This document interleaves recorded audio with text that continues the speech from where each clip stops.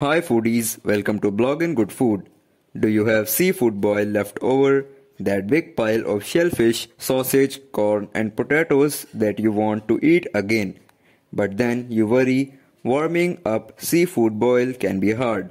Don't worry friends, I will teach you how to warm up seafood boils in a bag, making everything juicy, tasty and very good. Let's make those leftovers a beach party again. First, get an oven bag. This helps us make everything hot with steam. Remember, seafood needs to be wet, so the bag keeps all the yummy juices for a lot of flavor. Now put in your leftover food. We have crab legs, big shrimps, tasty sausages, and any veggies that are left. Use some seafood boil spice, a little Old Bay, or even some hot sauce. Remember, warming up is about making the flavor good again. Okay, here's the secret. A little water in the bottom of your baking dish.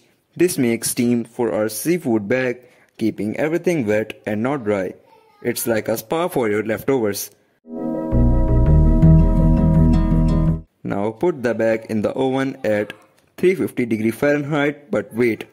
Do this low heat more time. We don't want it fast but slow and gentle. Try 15 to 20 minutes depending on how much seafood you have.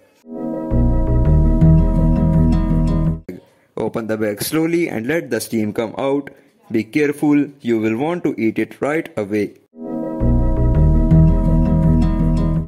Put everything on a big plate, pour some melted butter and add fresh herbs and lemon slices. Get your favorite sauce, play some beach music and get ready for a lot of flavor. So that's it foodies, warming up seafood boil in a bag is easy with these steps.